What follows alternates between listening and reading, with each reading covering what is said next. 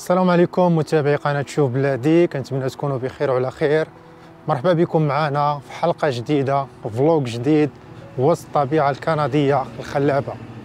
فكيف ما لاحظتوا غبنا عليكم شوية، ولكن للظروف أحكام.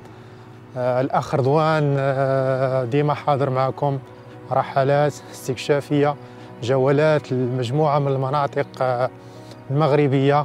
برافو، محتوى زوين، مسار جد رائع في عالم صناعة المحتوى الخاص بالسفر، الخاص بالرحلات واستكشاف المعالم والمناطق يعني اللي ما كنعرفوش.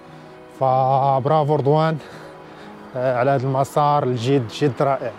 فأنا شخصيا لو أني يعني ما كنتش طرف في قناة شوف بلادي، فأكيد غادي نكون من المتابعين الأوائل، من المتابعين الأوفياء ديال قناة شوف بلادي.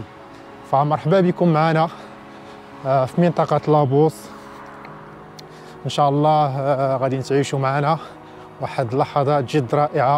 إن شاء الله غادي نطرح واحد الموضوع في هذا الفلوق. هذا موضوع جد حساس، موضوع جد مهم، فخليكم معنا إن شاء الله لآخر الفيديو باش تعرفوا هذا الموضوع هذا وتخليوا لنا التعاليق ديالكم بخصوصه.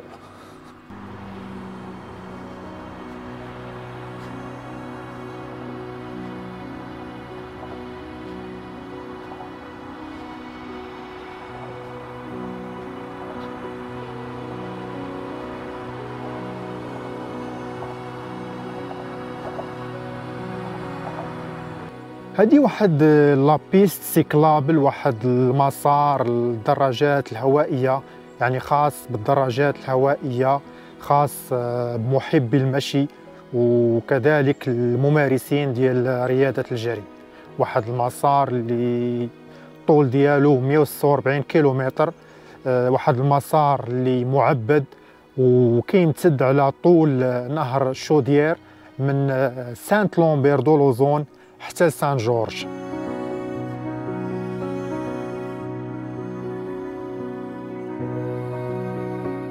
يعني سبحان الله كتلقى مسارات بحال هادو يعني خاصين بالناس اللي العشاق ديال الدراجات العادية، الناس اللي كيديروا لا مارش، الناس اللي كيديروا الجري. مسار معبد مخدوم يعني بواحد الطريقة احترافية. فبرافو لهاد الناس يعني اللي كيسهروا على تسيير المنشآت ديال هاد المناطق هذه، برافو عليهم. يعني هذا مجرد واحد لابيست سيكلابل وكتلقاه يعني معبد بواحد الطريقة، طريقة احترافية، طريقة مخدومة يعني 100%. فما بالك يعني بالطرق الرئيسية، الطرق اللي كتربط بين المدن أو بين البلديات والمدن، وكذلك يعني طريق السيارة. فأكيد يعني هاد الطرق هذه يعني الطرق الأخرى فغادة تكون أحسن وأحسن بكثير. فالدول المتقدمة التقدم ديالها كيبان من خلال هاد المنشآت هذه. فبرافو لهاد الناس. في قلب منطقة شوديرا بالاش كيتعتبر هذا المسار واحد من أفضل الطرق لاكتشاف هذه المنطقة هذه، وكيتعتبر جزء من المقطع السادس من شبكة الطرق الخضراء في كيبيك، بحيث هاد لابيست هذه كتقود إلى بعض من أجمل الأماكن في المنطقة اللي كتوثق التاريخ الغني ديال سكان لابوس وثراء الأراضي الزراعية والفلاحية ديالها، بالإضافة للحدائق الطبيعية في قلب مدن سانت ماري، سانت جورج، سان جوزيف. وعلى طول المسار كاين مناظر بانورامية، مواقع تراثية ومعالم سياحية، يعني لازم على أي واحد كيعيش هنا أنه يزورها.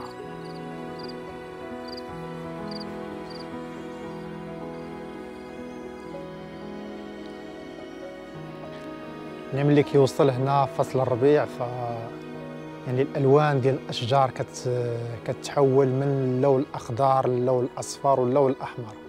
يعني واحد التناغم ديال الالوان هنا جد رائع. فسبحان الله.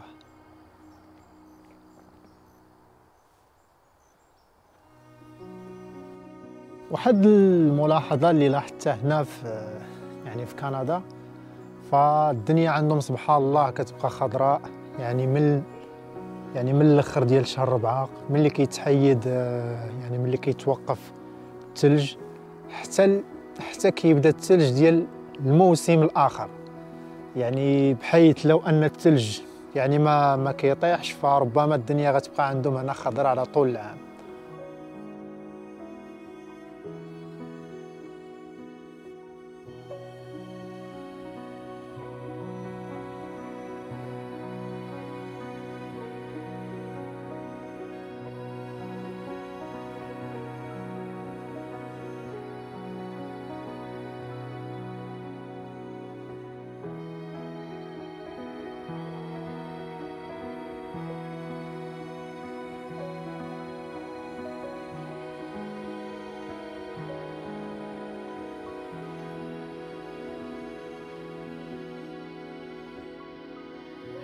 واحد الملاحظة أخرى يعني لاحظتها هنا يعني بالبوادي وضواحي المدن الكندية، وهو أن البقر هنايا يعني ما كيدخلوش بالليل، يعني كيبقى سارح في المراعي هنا، يعني من أواخر شهر 4 حتى كيبدا الثلج أنه يطيح. يعني كيف ما كتلاحظوا هاد المنطقة هذه منطقة لابوس، وعلى طول شوديرا بالاش. هاد المناطق هذه مشهورة بجوج ديال الحوايج، مشهورة بتربية الأبقار وإنتاج يعني الألبان والمشتقات ديالو، وكذلك زراعة الذرة. فهنا قطعان من الأبقار مازال كترعى، وبالليل فما كيدخلوهاش، كتبقى هنا يعني من أواخر شهر 4 حتى الأوائل ديال شهر 11. فتبارك الله.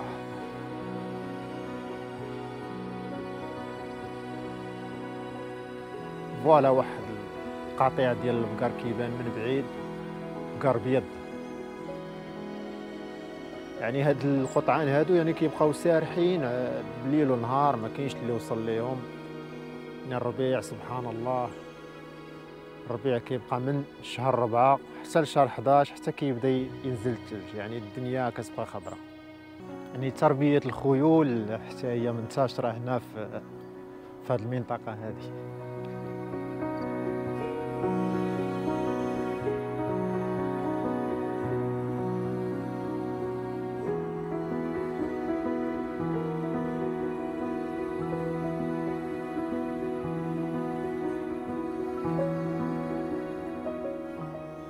بخصوص الموضوع اللي قلت لكم غادي نطرح في هذا الفلوق هذا، فهو خاص بليلة 8 شتنبر 2023، زلزال الحوز، الكارثة اللي ضربات المغرب وخلفات آلاف القتلى، مجموعة من الأسر فقدات الممتلكات ديالها، فقدات الأهالي ديالها. نسأل الله عز وجل أن يتغمد هؤلاء الناس بواسع رحمته، وأمام هذا المصاب لا يسعنا إلا أن نقول إنا لله وإنا إليه راجعون. شفنا التلاحم ديال الشعب المغربي اللي وقف صف واحد، شفنا الصغير والكبير، رجال عيالات، يعني ساهموا بجزء كبير من داكشي اللي كيملكوه في سبيل مساعدة الأسر المنكوبة. كنعرفوا بأن الجالية المغربية المقيمة بدولة كندا هي جالية مهمة، العدد كيفوق 100,000 مهاجر فوق التراب الكندي. فدولة كندا يعني قدمت واحد الدعم، واحد المساعدات لدولة المغرب من خلال المهاجرين المغاربة اللي كاينين هنا. فهنا كاين مجموعة من الطلبة، كاين مجموعة من العمال اللي عندهم تراخيص عمل مغلقة، وكاين ناس يعني اللي جاوا لكندا عن طريق فيزا السياحة. فباش تسهل الاندماج ديالهم بدولة كندا وكمساعدة للمغرب على إثر الزلزال، فالحكومة الكندية صدرات تراخيص أو تراخيص عمل مفتوحة لهاد المغاربة هادو. فمثلا الناس اللي جاو عن طريق فيزا السياحة وعندهم واحد لا بيريود اللي صغيرة باش يرجعوا لكندا، فهي مكناتهم من الحصول على تراخيص عمل مفتوحة. والناس يعني العمال اللي عندهم تراخيص عمل مغلقة فكذلك مكناتهم من تراخيص عمل مفتوحة. وكذلك طلبة، يعني الطلبة اللي بغاو يخدموا كذلك مكناتهم من هاد التراخيص هذه. يعني كانت واحد البادرة يعني حسنة، بادرة جد رائعة اللي استافدوا منها، يعني نقدر نقول واحد 96 ولا 97% من المغاربة اللي كانوا محتاجين لهاد التراخيص هذه. وأنا شخصيا والحمد لله واحد من هاد الناس اللي استافدوا من رخصة عمل مفتوحة. فأي عامل، أي مهاجر مغربي هنا عنده رخصة عمل مغلقة يعني ما عندوش الحق يخدم مع أكثر من شركة واحدة. وحتى إلا بغى يبدل هذاك المشغل ديالو، بغى يبدل هذيك الشركة اللي هو خدام فيها، فخاصو بزاف ديال الوقت، خاصو بزاف ديال الإجراءات، عاد ممكن تخرج ليه واحد رخصة عمل مغلقة. في حين أن هاد رخصة عمل المفتوحة اللي مكناتو منها الحكومة الكندية فكتخول ليه أنه يخدم مع أكثر من شركة بالوقت اللي بغى، وبلا يعني بلا ما يتسنى الوقت، بلا يعني ما كاينش إجراءات.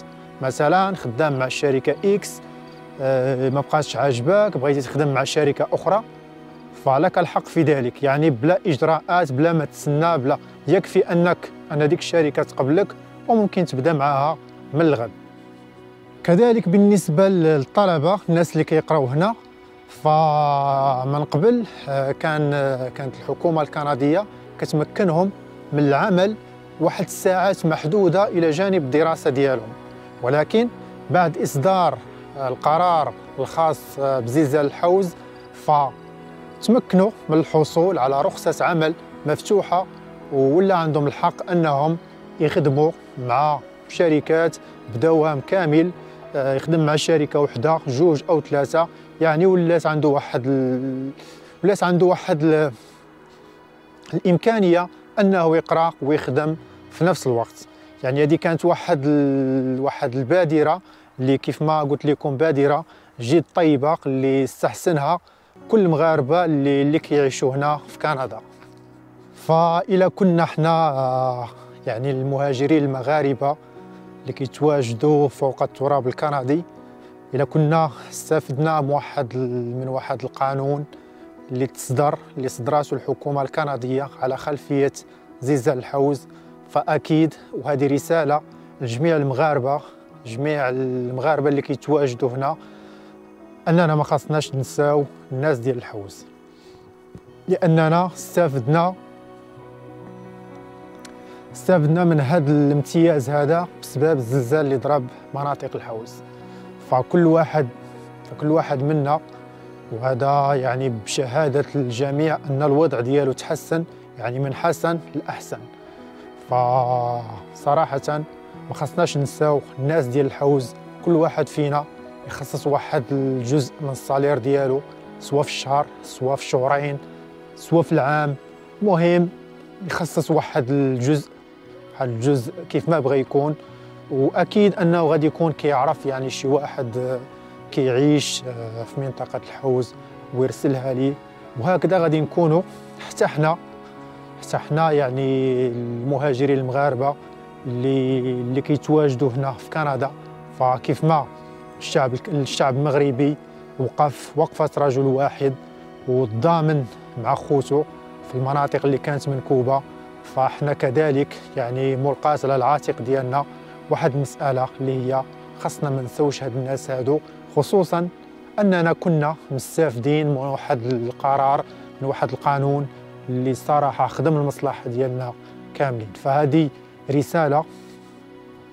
رسالة لجميع المغاربة اللي كيعيشوا هنا، انهم ما ينسوش الناس ديال الحوز، ونحاولوا ما امكن مرة الانسان يعني يساعد باش ما سخاه الله. وان شاء الله نتمنى الله عز وجل الله يجعلها في ميزان الحسنات ان شاء الله. فاي واحد من المتابعين ديالنا، متابعي قناه شوف بلادي، كيعرف شي مغربي يعني كيعيش هنا في كندا، يبارطاجي معاه هاد لا فيديو باش هاد الرساله هادي توصل لاكبر عدد ممكن من هاد المغاربه هادو. متابعي قناه شوف بلادي، هذا كان واحد الفلوق خفيف ظريف. نتمنى هاد المنطقه هادي تكون عجباتكم، نتمنى يكون الموضوع اللي طرح حتى هو يكون عجبكم، ونتمنى ان هاد الرساله هادي وهاد لا فيديو يوصل لاكبر عدد ممكن من الناس، خصوصا الناس اللي كيعيشوا هنا في كندا. فشكرا لكم على الوفاء ديالكم، شكرا لكم على المتابعه الدائمه ديالكم. ما تنسوناش بارطاجيو هاد لا فيديو وخليوا لينا التعليق ديالكم بخصوص هذا الموضوع هذا. السلام عليكم، نتلاقاو مرة أخرى في حلقة جديدة، في مغامرة جديدة وفي فلوق جديد. مع السلامة.